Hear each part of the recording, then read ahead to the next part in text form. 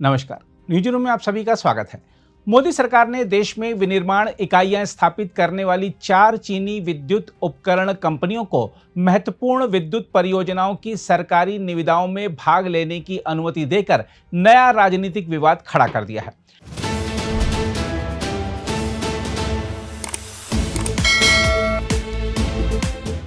वित्त मंत्रालय के 24 जून के आदेश के तहत TBEA energy, Nanjing electric India, new north east electric India और ताइकाई इलेक्ट्रिक इंडिया को 2 वर्षों के लिए विशेष छूट दी गई है। सरकार का कहना है कि तेजी से बढ़ती बिजली मांग और नवीकरणीय ऊर्जा परियोजनाओं को गति देने के लिए यह फैसला जरूरी है। लेकिन कांग्रेस ने इसे राष्ट्रीय सुरक्षा और चीन नीति से जुड़ा गंभीर मुद्दा बताते हुए केंद्र सरकार पर सवाल उठाए हैं। कांग्रेस का आरोप है कि सीमा विवाद और सुरक्षा चिंताओं के बावजूद सरकार चीन को लेकर नरम रुख अपना रही है। जानकारी के अनुसार ऊर्जा मंत्रालय ने जनवरी में वित्त मंत्रालय से अनुरोध किया था कि भारत में उत्पादन इकाइयां स्थापित कर चुकी उन कंपनियों को राहत दी जाए जो महत्वपूर्ण विद्युत अवसंरचना परियोजनाओं से जुड़ी हुई हैं। इसके बाद यह विशेष छूट प्रदान की गई। आदेश में स्पष्ट किया गया है कि यह अनुमति जारी होने की तारीख से 2 वर्षों तक प्रभावी रहेगी और इसे अन्य कंपनियों के लिए मिसाल के रूप में नहीं माना जाएगा। मोदी सरकार का यह कदम ऐसे समय में सामने आया है जब देश में बिजली की मांग लगातार बढ़ रही है। औद्योगिक विस्तार, शहरीकरण और नवीकरणीय ऊर्जा परियोजनाओं के तेजी से विकास के कारण सरकार विद्युत प्रसारण नेटवर्क को मजबूत करने पर विशेष ध्यान दे रही है। माना जा रहा है कि इस क्षेत्र में उपकरणों और तकनीकी क्षमता की आवश्यकता को देखते हुए इन कंपनियों को सीमित राहत दी गई है ताकि परियोजनाओं की गति प्रभावित न हो। हालांकि इस फैसले को लेकर राजनीतिक विवाद भी शुरू हो गया है। कांग्रेस ने सरकार के इस कदम की कड़ी आलोचना की है। पार्टी के महासचिव जयराम रमेश ने आरोप लगाया है कि केंद्र सरकार चीन के प्रति चरणबद्ध तरीके से झुकाव दिखा रही है।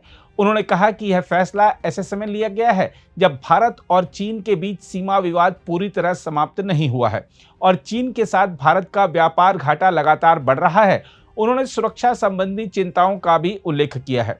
जयराम रमेश ने सोशल मीडिया मंच पर जारी अपने वक्तव्य में कहा कि अरुणाचल प्रदेश, ब्रह्मपुत्र नदी और पूर्वी लद्दाख से जुड़े मुद्दों पर चीन का रवैया अब भी नहीं बदला है। उन्होंने साल 2020 में गलवान घाटी में हुई हिंसक झड़प का उल्लेख करते हुए सरकार की चीन नीति पर सवाल उठाए। कांग्रेस का कहना है कि राष्ट्रीय सुरक्षा और रणनीतिक हितों को ध्यान में रखते हुए ऐसे निर्णयों में अधिक सतर्कता बरती जानी चाहिए। हम आपको याद दिला दें कि साल 2020 में पूर्वी लद्दाख में भारतीय और चीनी सैनिकों के बीच हुई हिंसक झड़प के बाद भारत सरकार ने चीनी कंपनियों पर कई तरह की सख्त शर्तें लागू की थीं। इसके तहत किसी भी सरकारी खरीद प्रक्रिया में शामिल होने से पहले चीनी बोलीदाताओं को सरकारी पंजीकरण, राजनीतिक मंजूरी और सुरक्षा स्वीकृति लेना अनिवार्य कर दिया गया था। इन नियमों का उद्देश्य संवेदनशील क्षेत्रों में सुरक्षा जोखिमों को कम करना था। हालांकि बाद में केंद्र सरकार ने इस साल मई महीने में प्रत्यक्ष विदेशी निवेश नियमों में भी सीमित ढील दी थी, जिसे भी इस फैसले से जोड़कर देखा जा रहा है। सरकार ने 1 मई 2026 से उन विदेशी कंपनियों को स्वचालित मार्ग के तहत भारत में निवेश की अनुमति दी जिनमें चीन या हांगकांग की हिस्सेदारी 10% तक है और जिनका नियंत्रण चीनी पक्ष के हाथ में नहीं है। मोदी सरकार का तर्क है कि भारत को अवसंरचना, विनिर्माण और सेवा क्षेत्रों में भारी निवेश की जरूरत है, इसलिए निवेश प्रवाह को आसान बनाना आर्थिक विकास और रोजगार सृजन के लिए जरूरी है। इसके साथ ही सरकार ने यह भी स्पष्ट किया कि भारत की सीमावर्ती 7 देशों की कंपनियों पर लागू सख्त नियम पूरी तरह समाप्त नहीं किए गए हैं और संवेदनशील मामलों में सरकारी मंजूरी अब भी अनिवार्य रहेगी।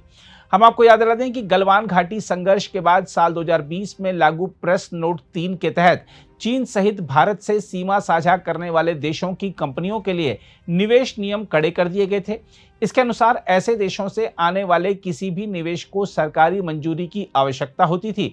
सरकार का कहना है कि बाद में यह महसूस किया गया कि अल्प हिस्सेदारी रखने वाले वैश्विक निवेशकों और विदेशी कोषों पर भी इन नियमों का असर पड़ रहा था, जिससे निवेश प्रस्तावों में देरी हो रही थी। इसी कारण मार्च 2026 में केंद्रीय मंत्रिमंडल ने सीमित राहत देने का फैसला किया। हालांकि विपक्ष का आरोप है कि मोदी सरकार आर्थिक जरूरतों के नाम पर चीन को लेकर अपने पुराने सख्त रुख से पीछे पीछे हट रही है, जबकि सरकार इसे केवल निवेश और औद्योगिक विकास से जुड़ा व्यवहारिक कदम बता रही है। हम आपको यह भी बता दें कि हाल के महीनों में भारत और चीन के बीच कूटनीतिक स्तर पर बातचीत भी जारी रही है। पिछले महीने बीजिंग में भारत चीन सीमा मामलों पर परामर्श और समन्वय कार्य प्रणाली की 35वीं बैठक आयोजित हुई थी। इस बैठक में दोनों देशों के अधिकारियों ने वास्तविक नियंत्रण रेखा की स्थिति की समीक्षा की और सीमा क्षेत्रों में शांति तथा स्थिरता बनाए रखने के प्रयासों पर संतोष व्यक्त किया। बहरहाल, विशेषज्ञों का मानना है कि भारत सरकार का यह निर्णय आर्थिक और रणनीतिक जरूरतों के बीच संतुलन बनाने का प्रयास है। एक और देश को तेजी से बढ़ती ऊर्जा जरूरतों और अवसंरचना परियोजनाओं के लिए उपकरणों की आवश्यकता है। वहीं दूसरी ओर चीन के साथ सुरक्षा और सीमा संबंधी संवेदनशीलताएं भी बनी हुई हैं।